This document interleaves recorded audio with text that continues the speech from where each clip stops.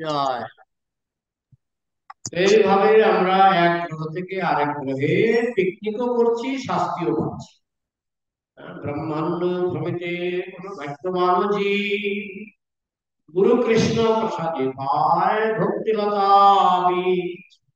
এইভাবে আমাদের পিকনিকের পিপাসা শেষ হচ্ছে না। আমরা ভাবছি এখন পৃথিবীতে পিকনিক করলাম, আমার তো মন কোথা হয়নি, তো যাই একটু একটু স্বর্গে গিয়ে পিকনিক করে আসি। তো স্বর্গে গিয়ে খিলে পিণ্ডে মর্তলোকম বিশুদ্ধি। স্বর্গে গিয়েও কিছুদিন পিকনিক করার পর আবার পৃথিবীতে জন্ম হয়।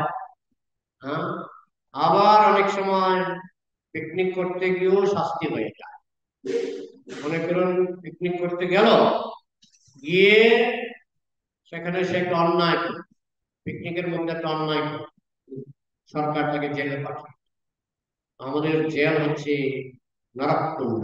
নরককুণ্ড মাঝে মধ্যে পিকনিক করতে করতে জীব যখন কোনো অন্যায় করে তখন সে জেলে যায়, আবার যখন একটু ভালো কাজ করে তখন সে ভালো পিকনিকের সুযোগ পায়, স্বর্গে যায়।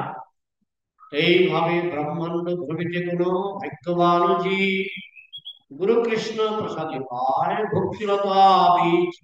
ব্রহ্মাণ্ড ঘুরতে ঘুরতে ঘুরতে ঘুরতে বেশিরভাগ সময় তো সে ভগবানকে ভুলে যায়। হ্যাঁ, কিন্তু কোন সময় তার যদি ভালো ভাগ্য হয় তাহলে তার সদ্গুরু পায়, সে সদ্গুরু পায় এবং সদ্গুরু তাকে একটা বীজ দান করে, ভক্তিলতার বীজ। সেই বীজটাকে রোপণ করতে হয় উর্বর জমিতে। উর্বর জমিটা হচ্ছে আমাদের হৃদয়। কিন্তু হৃদয় যদি পাষাণ হয়ে থাকে, তদশ্মসারং হৃদয়ং পতেতাম, যে হৃদয়টা অনেক সময় পাথরের মতো হয়ে থাকে। তো পাথরের মধ্যে যদি আপনি চন্দনের বীজ লাগান তাহলে কি চন্দন গাছ হবে? না, হবে না, হবে না। এই জন্য হৃদয়টাকে প্রথমে নরম করতে হবে। হ্যাঁ, তো হৃদয়টাকে নরম করার জন্য রয়েছে শ্রবণ কীর্তন। শ্রবণ কীর্তন হচ্ছে জল ঢালা। জল ঢালা, শ্রবণ কীর্তন রূপ।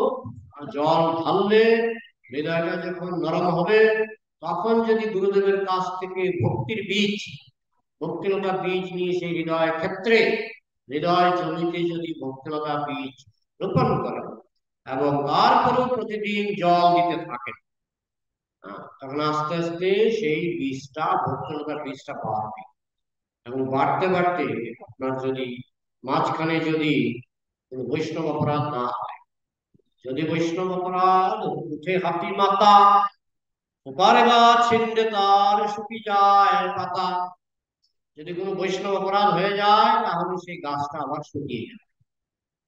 এই জন্য বৈষ্ণব অপরাধ যাতে না হয় সেইভাবে, যেমন একটা বীজকে বেড়া দিয়ে রাখতে হয়, বেড়া না দিলে হয় ছাগলে খাবে, নয় গরু খাবে, নয় হাতি নষ্ট করবে। এখানে হাতির কথা বলা হচ্ছে। বৈষ্ণব অপরাধ হচ্ছে পাগলা হাতি। পাগলা হাতি যেমন বাগানে ঢুকে বাগানের সব গাছ নষ্ট করতে পারে, ঠিক তেমনি আমাদের হৃদয় ক্ষেত্রে যদি বৈষ্ণব অপরাধের পাগলা হাতি যদি হৃদয় জমিতে প্রবেশ করে তাহলে সে ভক্তিলতা বীজটাকে নষ্ট করে ফেলতে পারে। তাই বৈষ্ণব অপরাধ হচ্ছে সবচেয়ে খারাপ জিনিস, বৈষ্ণব অপরাধ। কিন্তু কেউ যদি বৈষ্ণব অপরাধ না করে, কাহার না করে নিন্দা, কৃষ্ণ কৃষ্ণ বলে অজয় চৈতন্য সেই জিনিবে গেলে, সে কারো নিন্দা করবে না। কেউ যদি নিন্দা করতে আসেও সে বলবে কৃষ্ণ কৃষ্ণ কৃষ্ণ কৃষ্ণ। কাহার না করে নিন্দা, কৃষ্ণ কৃষ্ণ বলে অজয় চৈতন্য সেই জিনিবে গেলে। চৈতন্য মহাপ্রভুকে জয় করা খুব কঠিন, কিন্তু কেউ যদি বৈষ্ণব নিন্দা না করে তাহলে সেই চৈতন্য মহাপ্রভু জয় করতে পারে। চৈতন্য মহাপ্রভু অনেক বড় অপরাধ ক্ষমা করে দেবেন যদি আপনি বৈষ্ণব অপরাধ না করেন, কিন্তু বৈষ্ণব অপরাধ করলে তিনি ক্ষমা করেন না। তাহলে দেহেন জীবভূতেন, আমরা শুনলাম যে দেহের মধ্যে দুই রকমের আত্মা থাকতে পারে। একটা আত্মা হচ্ছে জীবভূত, আর একটা আত্মা হচ্ছে ব্রহ্মভূত। জীবভূত আত্মা মানে মায়ার বন্ধনে আবদ্ধ আত্মাকে বলা হয় জীবভূত, আর মায়ার বন্ধন থেকে মুক্ত আত্মাকে বলা হয় ব্রহ্মভূত। নিহযৎ কর্ম ধর্মায় বিরাগায় কল্পতে ন তীর্থপদ সেবা ওই জীবন্নপি মৃত হিসাব। নিহযৎ কর্ম ধর্ম, যে কর্ম করে কিন্তু ধর্ম করে না, যে কর্ম করে ধর্ম করে না, কর্ম করে। কর্ম মানে কি বলে কর্মই ধর্ম। বলে কি কর্ম করেন বাবা? আমি তো গাঁজা বিক্রি করি, কর্মই ধর্ম। কি কর্ম করেন? আমার একটা মদের দোকান আছে, সেগুলো কি কর্ম? অকর্ম। কুকর্ম, কুকর্ম, বিকর্ম। এগুলি বিকর্ম, এগুলি কর্ম নয়, এগুলি বিকর্ম। হ্যাঁ, কি কর্ম করেন? আমার মাংসের দোকান আছে, বিকর্ম। বলে আমার মাংসের দোকান নাই, আমি মাংস খাই। এগুলি সব বিকর্ম, সব বিকর্ম। স্নেহজাত কর্ম ধর্মায়, যে কর্ম করে কিন্তু ধর্ম করে না। আর ধর্ম করলেই কর্মকে সংশোধন করতে হবে, যে কোনো কর্ম করা যাবে না। স্নেহজাত কর্ম ধর্মায় ন বিরাগায় কল্পতে, যার কোনো বৈরাগ্য নাই, শুধু খাই খাই যাই ঘুমাই ফুর্তি করি। ন বিরাগায়, বিরাগায় মানে বৈরাগ্য, যার জীবনে কোনো বৈরাগ্য নাই, শুধু ফুর্তি ফুর্তি ফুর্তি, কোনো বৈরাগ্য নাই। ন বিরাগায় কল্পতে ন তীর্থপদ সেবা ওই। আর যারা কৃষ্ণের পূজা করে না, বৈষ্ণবের পূজা করে না, জীবন নবী মৃত হিস, সে হচ্ছে জীবন মৃত। জীবন মৃত মানে জীবিত হয়েও মৃত, জীবন মৃত। দু ধরনের মানুষ আছে, জীবন মৃত আর জীবন মুক্ত। হরের দাসে কর্মণা মনসা বিরা নিখিলসি নিখিলস্যপি অবস্থাসু জীবন মুক্ত সৌচ্যতে। একটা লোককে বলা হচ্ছে জীবন মৃত, আর একটা লোককে বলা হচ্ছে জীবন মুক্ত। ইহাদেশ হরের দাসে, যে শ্রী হরির দাসত্ব করে, কৃষ্ণের ভক্ত। ইহাদেশ ইহলোকে, এই পৃথিবীতে থেকে যে কৃষ্ণের দাসত্ব করে। ইহাদেশ হরের দাসে কর্মণা, কর্মের দ্বারা সে শ্রী হরির দাসত্ব করে। মনসা, মনের দ্বারা সে শ্রী হরির দাসত্ব করে। গীরা মানে বাক্য, বাক্যের দ্বারা সে শ্রী হরির দাসত্ব করে। জীবন জীবন মুক্ত সৌচ্যতে, তাকে বলা হয় জীবন মুক্ত। সেই হচ্ছে ব্রহ্মভূত। ব্রহ্মভূত প্রসন্নাত্মা ন শোচতি ন কাঙ্ক্ষতি সমহ সর্বেষু ভূতেষু মদ্ভক্তি লভতে পরাৎ। এই ধরনের ব্রহ্মভূত ব্যক্তি কৃষ্ণ ভক্তি লাভ করতে পারে। আর এখানে কপিলদেব যে ব্যক্তির কথা বলছেন, তারা হচ্ছে জীবভূত। লোকাম লোকাল লোকন অনুব্রজন, এক লোক থেকে, লোক মানে কি গ্রহ, লোক মানে গ্রহ। সংস্কৃতে বলা হয় লোক, আমরা সাধারণ ভাষায় বলি গ্রহ।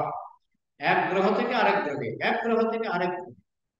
মানুষ ভ্রমণ করতে খুব ভালোবাসে, তাই না? যেমন আমেরিকানরা, ভারতীয়রা তো না, আমেরিকানরা ভ্রমণ করবেই তারা, তারা সমস্ত বিশ্ব চষে বেড়ায়, সমস্ত বিশ্ব চষে বেড়ায় ভ্রমণ। তো আমরা কম ভ্রমণ করেছি? আমরা যে কত কোটি গ্রহ ভ্রমণ করেছি আমরা ভুলে গেছি। কোটি কোটি গ্রহে আমরা ভ্রমণ করেছি, এক এক গ্রহে এক এক রকমের স্বাদ, এক এক রকমের রস, এক একটা গ্রহে। মনে করেন আপনি যদি সিদ্ধ লোকে যান, আপনি উঠতে পারবেন আকাশে, স্বাদ। আপনি যদি গন্ধর্ব লোকে যান, সুন্দর গাইতে পারবেন, ভালো গায়ক, সেখানে সবাই গায়ক। হ্যাঁ, এইভাবে এক একটা গ্রহের এক একটা বৈশিষ্ট্য। হ্যাঁ, আপনি যদি এখান থেকে আমেরিকায় যান, দেখবেন খাবার দাবার, নতুন নতুন ফল আপনি কোনোদিন জীবনে দেখেননি, এরকম ফল। যদিও আজকাল এরোপ্লেনে করে কিছু কিছু চলে আসে। যেমন ওইসব দেশে স্ট্রবেরি, স্ট্রবেরি ভালো হয়, আমাদের দেশে লাগালো মরে যায়। এক একটা এলাকায় এক একটা খাবার। আমি যখন মণিপুরে ছিলাম, আরে বাবা, নতুন নতুন খাবার। যেটা ত্রিপুরাতে জন্মায় না, কিন্তু মণিপুরে, মণিপুরে 3 বছর ছিলাম, নতুন নতুন খাবার যেগুলি ত্রিপুরাতে পাইনি। এক এক দেশে এক এক রকম, এক এক দেশে এক এক রকম। আপনি আমেরিকায় যাবেন, কত রকমের ফল, কত রকমের ফল, যেটা ভারতে জন্মায় না। আবার ভারতে কত ফল জন্মায় যেগুলো আমেরিকাতে জন্মায়। তাহলে এই পৃথিবীর মধ্যেই এক দেশের সঙ্গে আরেক দেশের কত বৈচিত্র্য। তাহলে আপনি যদি অন্য গ্রহে চলে যান, খাবার দাবার সব কিছু নতুন নতুন মনে হয়। তাহলে পিকনিকের মজাটা তো আছে। এক গ্রহ থেকে আরেক গ্রহে। কিন্তু দুঃখের ব্যাপার হলো পিকনিকের সাথে সাথে আবার কেদানি খেতে হয়।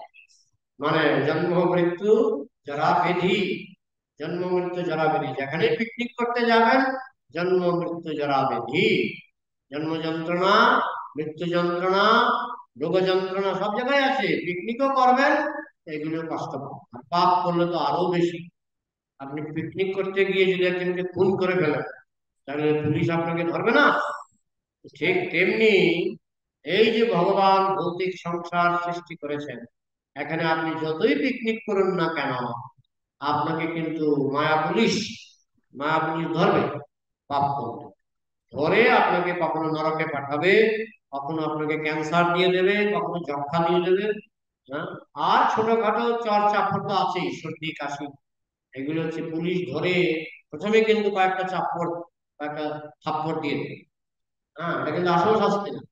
আসল শাস্তি হচ্ছে পুলিশ ধরে তাকে আদালতে নিয়ে যাবে, আদালতে বলবে তার 100 বছর কারাদণ্ড। এটা হচ্ছে আসল শাস্তি। গতকাল একজন মাতাজি আমাকে প্রশ্ন করছে, তা আমরা যদি পাপ করি তার শাস্তি তো পৃথিবীতেই হয়ে যায়।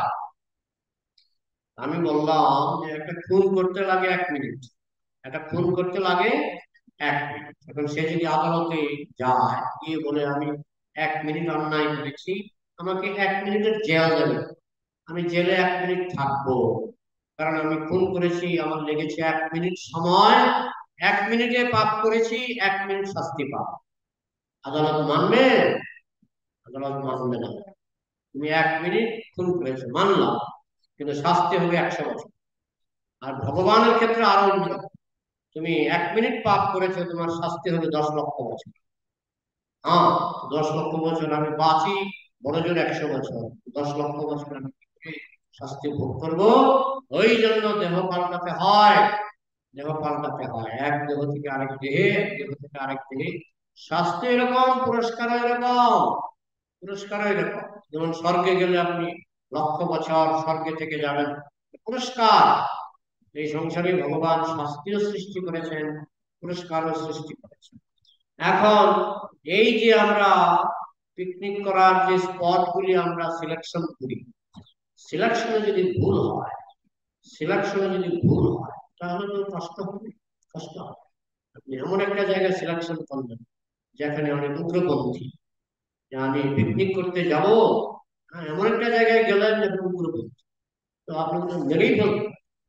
হ্যাঁ, তো ঠিক সেরকম পিকনিক করার জায়গাটা ভালো করে সিলেক্ট করতে হবে। আর সবচেয়ে সুন্দর জায়গা হচ্ছে গোলাপ, সবচেয়ে সুন্দর জায়গা হচ্ছে গোলাপ। আর সেখানে যে আনন্দ, সেটা আমাদের ব্রেনেও ঢোকে না। সেখানে বলা হচ্ছে সেবা আনন্দ, কৃষ্ণ সেবা করলে আপনি আনন্দ পাবেন। হ্যাঁ, সেই আনন্দটা কিরকম আমরা কল্পনাও করতে পারি।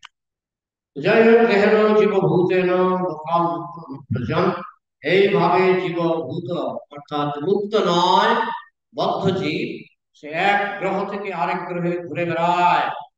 বন্যান এবং কর্মানু, কেন ঘুরে বেড়ায়? না, তার কর্মফল ভোগ করার জন্য। সে এক গ্রহ থেকে আরেক গ্রহে গিয়ে তার যে সারা জীবনের কর্মফল, আমাদের জীবনটা হচ্ছে চ্যাপ্টারের, বইয়ের চ্যাপ্টার আছে না, বইয়ের চ্যাপ্টার, অধ্যায়। হ্যাঁ, যে কোনো বই আপনি আনবেন বাজার থেকে, দেখবেন প্রথম অধ্যায়, দ্বিতীয় অধ্যায়। তো আমাদের জীবনটা হচ্ছে এক একটা অধ্যায়। এখন যেমন আমি এই প্রেমাঞ্জন দাস পৃথিবীতে আছি, এটা একটা অধ্যায়। মৃত্যুর পর অধ্যায়টা শেষ হবে, এখন নতুন অধ্যায় শুরু হবে। মৃত্যুর পরে নতুন অধ্যায় শুরু, সে অধ্যায়টা কেমন হবে? হ্যাঁ, আমি এই অধ্যায়ে যা কর্ম করলাম, আমার বর্তমান অধ্যায়ে আমি যা কর্ম করলাম, মৃত্যুর পর আমার যখন নতুন অধ্যায় শুরু হবে, তখন সব কিছু আপনার কর্ম অনুসারে, হ্যাঁ, বলা হচ্ছে চারটা জিনিস, চারটা জিনিস নির্ভর করে কর্মের উপর। একটা হচ্ছে জন্ম, জন্মসূর্য সুত শ্রীভি হেতমান দোতমান নৈবার্য বিধাতুর বই ওয়াম কিঞ্চন গোচরম। চারটা জিনিস নির্ভর করে কর্মের উপর। একটা হচ্ছে জন্ম, কোথায় জন্ম?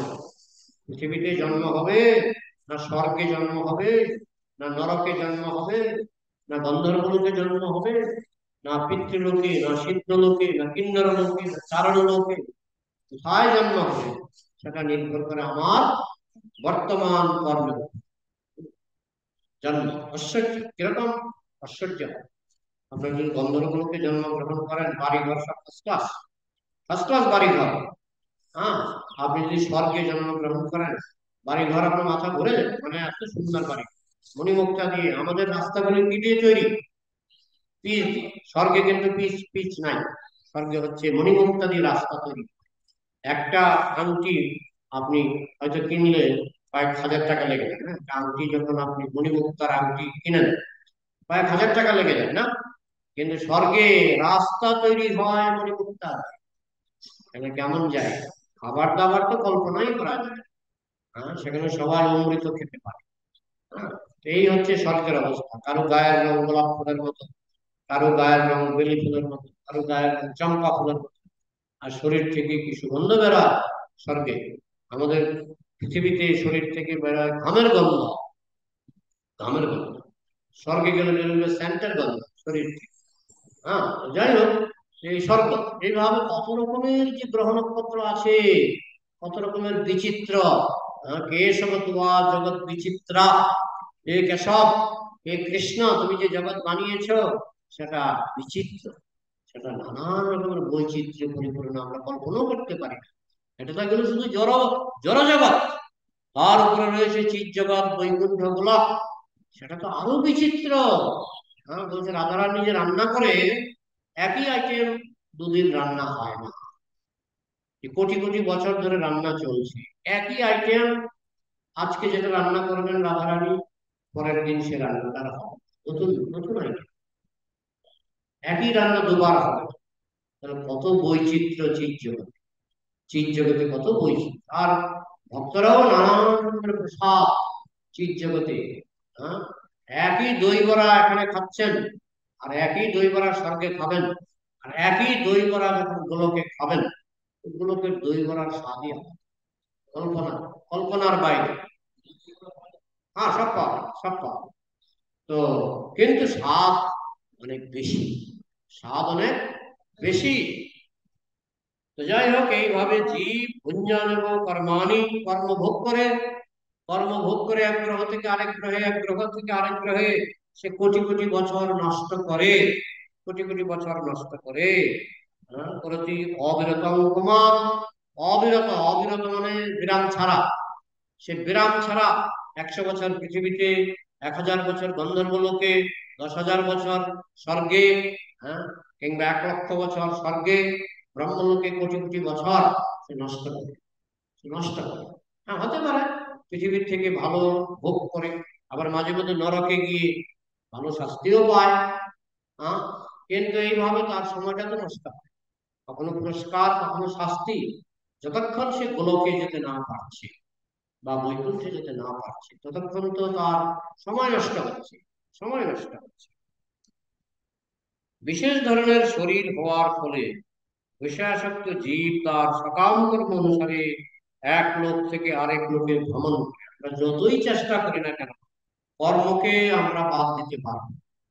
যেমন একটা শুকরকে যদি বলা হয় যে তুমি এয়ার কন্ডিশন ঘরে থাকো, তুমি ভালো হালুয়া পোলাও খাও, শুকর বলবে এগুলো আমার ফেভারিট ডিশ নয়, হালুয়া পোলাও আমার পছন্দ। তোমার পছন্দের ডিশ কি? তোমার পছন্দের ডিশ কি? পায়খানা, শুকর। একবার আমাদের এক মহারাজ একটা শুকরকে দয়া করে রসগোল্লা খেতে দিল, রসগোল্লা। শুকরটা এসে গন্ধ থেকে চলে গেল, খাই খাবে, খোদা লাগলে তো খাবে, যে কোনো কারণে হোক রসগোল্লাটা খায়নি। তারপরে মহারাজ কি করলো, একটা বাটিতে করে কিছু ড্রেনের জল, এটা বাটিতে করে কিছু ড্রেনের জল রসগোল্লার উপরে ফেলে দিল। তারপর শুকরটা কিছুক্ষণ ঘোরাঘুরি করে আবার ফিরে ফিরে এসে গন্ধ শুকে দেখে, এবার খুব সুগন্ধ, এবার রসগোল্লাটা সে খেয়ে নিল। হ্যাঁ, এই হচ্ছে শুকর। আমি শুনেছি শুকর মাঝে মধ্যে কাঠ খেয়ে ফেলে, কাঠ। কেন? কেউ ওই কাঠের উপরে পায়খানা করেছিল 10 বছর আগে, মানে 10 বছর নয়, মানে কেউ কেউ কিছুদিন আগে ওইখানে পায়খানা করছে, সেই পায়খানার গন্ধ সেই কাঠের মধ্যে পেয়েছে, কাঠ খেয়ে নেন। এই হচ্ছে শুকরের প্রিয় খাবার, পায়খানা। এখন আপনার কর্ম অনুসারে যদি শুকরের দেহ লাভ হয়, তাহলে আপনার পায়খানার গন্ধ ভালো লাগবে। হ্যাঁ, যে শকুন, তার যে গন্ধ ভালো লাগে, গন্ধে মানুষ মারা যায়, জানেন? যে গন্ধ শকুনের ভালো লাগে, সেই গন্ধে মানুষ মারা যায়। হ্যাঁ, পচা গরুর গন্ধ, পচা গরুর গন্ধ শকুনের ভালো লাগে। আমার ছোটবেলার একটা কাহিনী মনে আছে। ছোটবেলায় সবাই যেমন চঞ্চল থাকে, আমিও তো চঞ্চলই ছিলাম। ছোটবেলা আমি কি করতাম, আমার মনে আছে, এই এরকম করে P P P P P P P P P P করে গাড়ি চালাতাম। গাড়ি মানে কি, আমি একলাই নিজেই দৌড়াতাম, নিজেই। ওই তখন কত হবে, আমি হয়তো ক্লাস থ্রি ফোরে পড়ি। হ্যাঁ, হ্যাঁ, করে গাড়ি চালাতে চালাতে এমন স্পিড দিলাম গাড়ি, মানে আমি নিজেই দৌড়াতে লাগলাম। দৌড়াতে দৌড়াতে গিয়ে হঠাৎ করে জঙ্গলের মধ্যে, আমার যেখানে জন্ম চারিদিকে জঙ্গল, জঙ্গলে গিয়ে দেখি একটা মরা গরু, আর তার চারপাশে শকুন।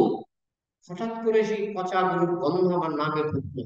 আমার বিশ্বাস, যে দুর্গন্ধ আমি জীবনে পেয়েছি, আমি যদি ওইখানে বেশি না 15 মিনিট দাঁড়িয়ে থাকি মারা যাবো। যে দুর্গন্ধ আমার নাকে ঢুকেছে, আমার এখনো মনে পড়ে যে আমি যদি ওইখানে আর 15টা মিনিট যদি আমাকে কেউ যদি দড়ি দিয়ে বেঁধে নিয়ে ফেলে দিত, গন্ধে আমি মরে যেতাম। আর শকুনগুলি আনন্দের সঙ্গে তারা খাচ্ছে, ঘন্টার পর ঘন্টা খাচ্ছে। তাহলে আপনি কি ধরনের আনন্দ পাবেন, সেটা তো নির্ভর করছে আপনি কি রকমের দেহ পাচ্ছেন। দেহ যদি মনুষ্য দেহ হয়, আপনার এই সমস্ত দুর্গন্ধ ভালো লাগবে। আর দেহ যদি শকুনের দেহ হয়, বিড়ালের দেহ হয়, কুকুরের দেহ হয়, আপনার এই সমস্ত দুর্গন্ধ ভালো লাগবে। আমাদের মায়াপুরে একটা কুকুর মারা গেছে, কুকুর।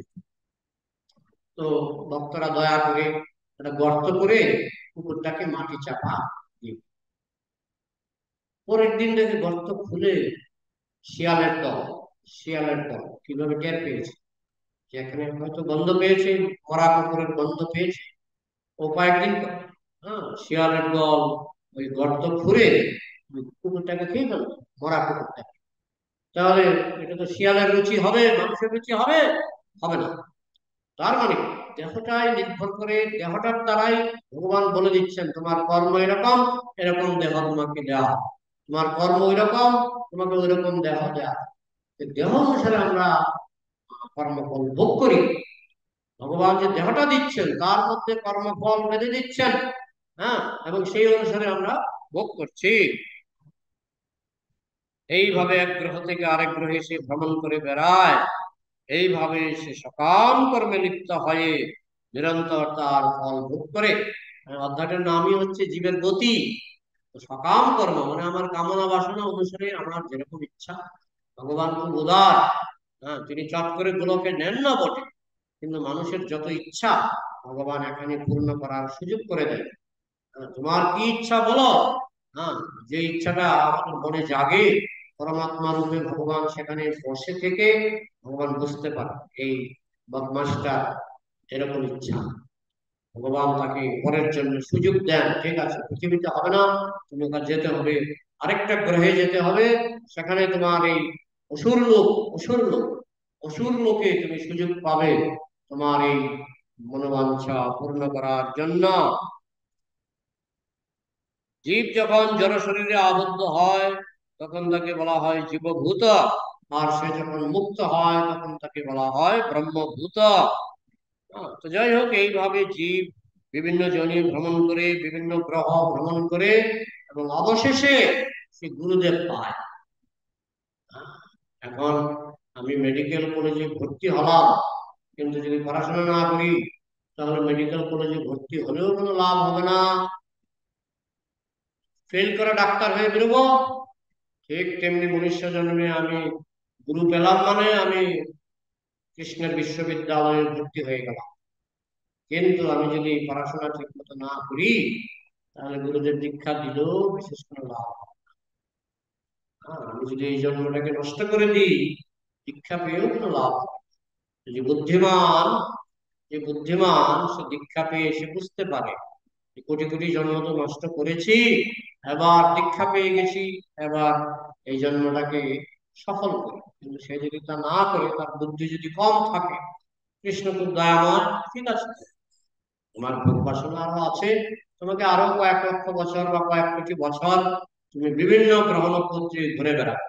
এটাই এখানে কপিল দেব বলছেন। তা প্রশ্ন উত্তরের জন্য কিছু সময় রাখি।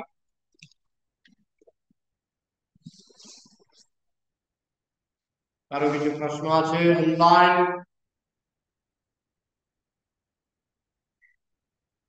অনলাইন প্রশ্ন 15 জন আছে আজকে, প্রশ্ন হরে করো। কৃষ্ণ প্রভু, প্রণাম।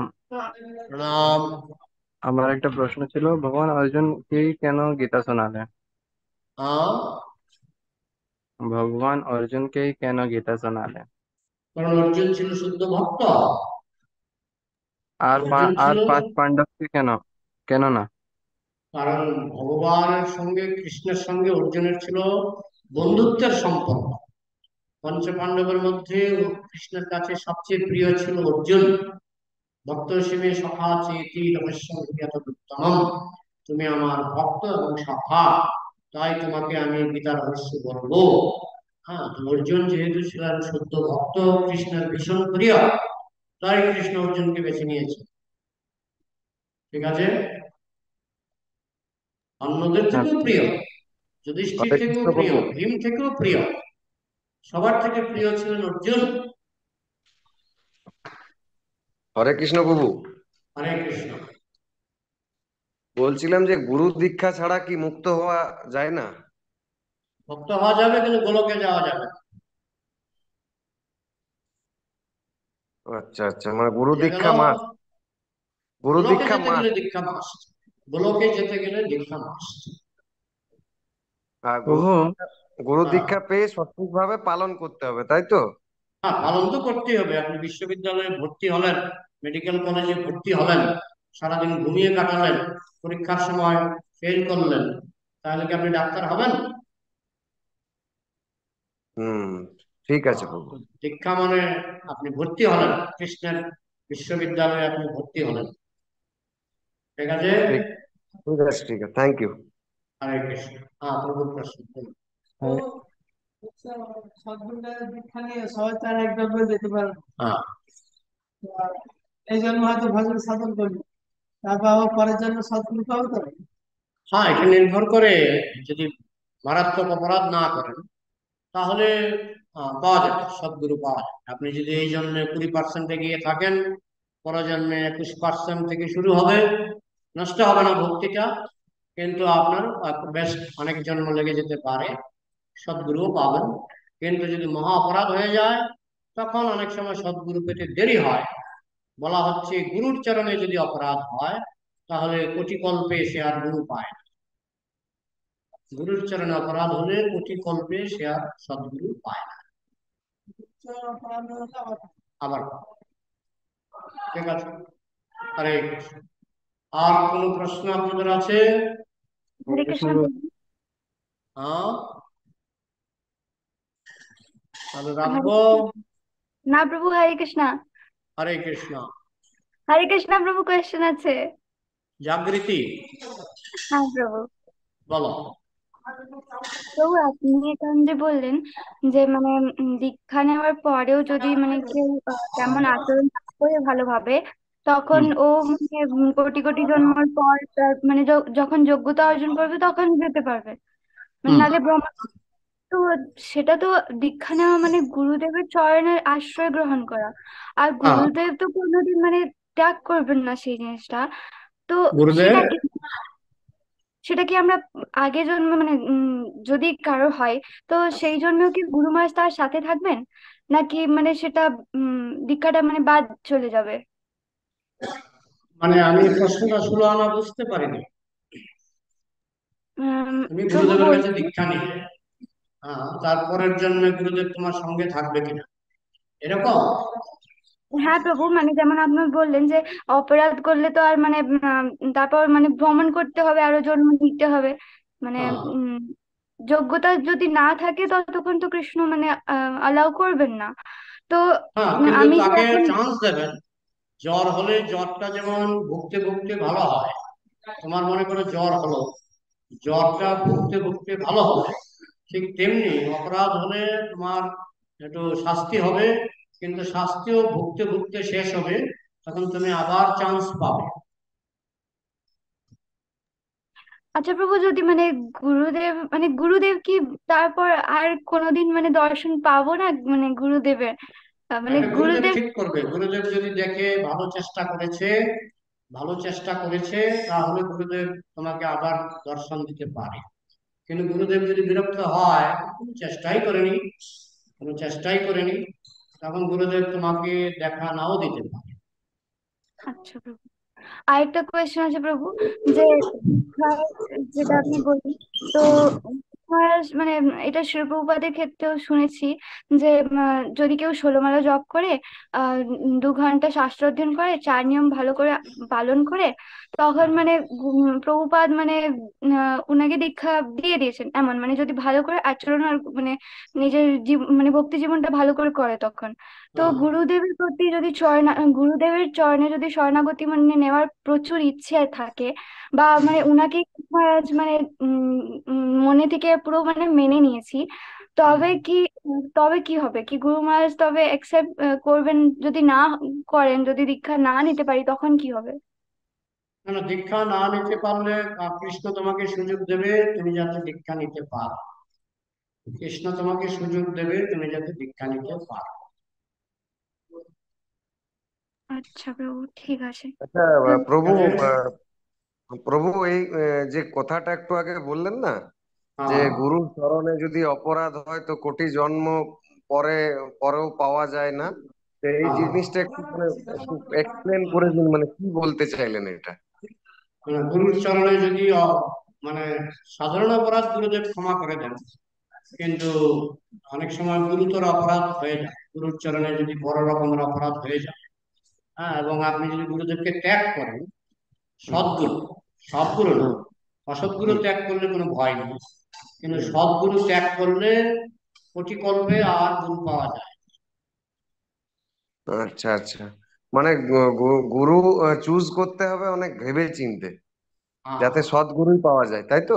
হ্যাঁ, যাতে সদ্গুরুই পাওয়া যায়, এবং দীক্ষার পরে আর গুরুদেবকে যেন ত্যাগ না করা হয়। আচ্ছা আচ্ছা আচ্ছা আচ্ছা। আপনি যদি গুরুদেবকে দীক্ষার পরে ত্যাগ করেন, তাহলে হুম। কোটি কল্পে আর গুরু পাবেন না। ও আচ্ছা আচ্ছা আচ্ছা, ঠিক আছে ঠিক আছে ঠিক আছে। হরে কৃষ্ণ। হরে হরে কৃষ্ণ। কৃষ্ণ। হ্যাঁ, বলছি দেখি। যে আপনি এখন যে বললেন যে গুরুদেবের চরণে যে অপরাধগুলো, তো সেই সব অপরাধগুলোতে একটু বলবেন যে কি কি অপরাধগুলো আছে যেটা আমাদেরকে না করা উচিত কোনোদিনই? হন্তি নিন্দন্তি বৈদেশতি বৈষ্ণবান অভিনন্দতি, ক্রুদ্ধতে যতিন হর্ষং, দর্শনে পতনানি ষট। 6 রকমের অপরাধ আছে। আহ, হন্তি, প্রথম অপরাধ হচ্ছে হত্যা করা। অনেক সময় একজন বৈষ্ণব আরেকজন বৈষ্ণবকে হত্যা করে। হন্তি নিন্দন্তি, নিন্দা করে। হন্তি নিন্দন্তি বৈদেশটি, বিদ্বেষ করে। হন্তি নিন্দন্তি বৈদেশটি বৈষ্ণবান না অভিনন্দতি, বৈষ্ণবকে দেখে খুশি হয় না, এটা গুরুদেবের ক্ষেত্রে হতে পারে। বৈষ্ণবান না অভিনন্দতি, ক্রুদ্ধতি, রেগে যায়। জাতি না হর্ষং, বৈষ্ণবকে দেখে আনন্দ হয় না। জাতি না হর্ষং, ক্রুদ্ধতি জাতি না হর্ষং। এই হচ্ছে 6টা পদ। 6টা পদ, তার মধ্যে কিছু কিছু সাধারণ অপরাধ গুরুদেব ক্ষমা করে দেন, কিন্তু গুরুদেব যদি বেশি বিরক্ত হয়ে যায়, এটা পার্সোনাল ব্যাপার, গুরুদেব যদি বেশি বিরক্ত হয়ে যায়, গুরুদেব তোমাকে সহজে ক্ষমা করবেন না। আর তুমি যদি গুরুদেবকে ত্যাগ করো, তাহলে কোটি কল্পে আর গুরু পাবে। প্রভু বলছিলাম যে মানে ভজন সাধন যে বললেন যে 20% থেকে যদি এই জীবন শেষ হয় তো পরের জীবন 21% থেকে স্টার্ট হয়, মানে এই জীবনে আমি যতটা ভক্তি জীবন পালন করব নিষ্ঠা সহকারে, সেটা হ্যাঁ, বৃথা যাবে না, তাই তো? না বৃথা যাবে না, কিন্তু বৃথা সেটা যাবে না। দীক্ষা নেওয়ার আগে না দীক্ষা নেওয়ার পরে? এখন তো ধরুন আমি দীক্ষা এটা নিইনি। দীক্ষা নেওয়ার আগে থেকেই শুরু হয়, এটা দীক্ষা নেওয়ার আচ্ছা আগে থেকেই শুরু হয়। আচ্ছা আচ্ছা আচ্ছা, ঠিক আছে, অনেক অনেক ডিস্টার্ব করলাম, ক্ষমা করবেন। না না, কোনো ব্যাপার না। ঠিক আছে, হরে কৃষ্ণ, তাহলে রাখছি। ধন্যবাদ। হ্যাঁ, আর কারো প্রশ্ন দণ্ডবোধ। আছে?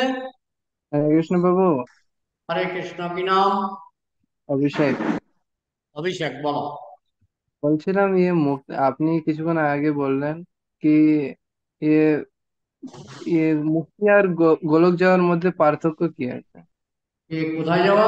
গোলক যাওয়া আর মুক্তি, ভক্তি। মুক্তি মুক্তি মুক্তি আর গোলক। মুক্তি, মুক্তি 5 রকমের মুক্তি আছে। একটা মুক্তি হচ্ছে নিরাকার ব্রহ্মে বিলীন হয়ে যাওয়া। হ্যাঁ, সলক্ষ ষষ্ঠী স্বামীপ্য সলক্ষ্যতম অপিউত জীবনান্ন গৃহ্ণাতি বিনামত সেবনং জানা। যে 5 রকমের মুক্তি আছে। একটা হচ্ছে তুমি কৃষ্ণ যেখানে থাকে সেই গ্রহে থাকতে পারো, এটা বলে সালুক্য মুক্তি। ষষ্ঠী মানে কৃষ্ণের মতো চেহারা, তোমার চেহারা কৃষ্ণের মতো হবে, সালুক্য ষষ্ঠী স্বামীপ্য। আরেকটা হচ্ছে 3 নম্বর মুক্তি হচ্ছে কৃষ্ণের নিকটে থাকতে পারো, কৃষ্ণের কাছে থাকতে পারবে, সালুক্য ষষ্ঠী স্বামীপ্য সারূপ্য, কৃষ্ণের মতো রূপ হবে। ষষ্ঠী কৃষ্ণের মতো ধন সম্পদ হবে। সালুক্য ষষ্ঠী স্বামীপ্য সারূপ্য অপৃত। এবং আরেকটা মুক্তি হচ্ছে তুমি নিরাকার ব্রহ্মে বিলীন হয়ে যাবে। নিরাকার ব্রহ্মে বিলীন হয়ে গেলে কোনো লাভ নেই, বুঝেছো? তোমাকে গোলকে যেতে হবে, কৃষ্ণের সেবা করার সুযোগ পেতে হবে। বুঝতে পারলে? হ্যাঁ তো, ধন্যবাদ। হরে কৃষ্ণ। তাহলে আর কারো কিছু প্রশ্ন আছে? জয় শ্রীল প্রভুপাদ কি, গ্রন্থরাজ শ্রীমদ্ ভাগবত কি, সমবেত বৈষ্ণব ভক্তবৃন্দ কি।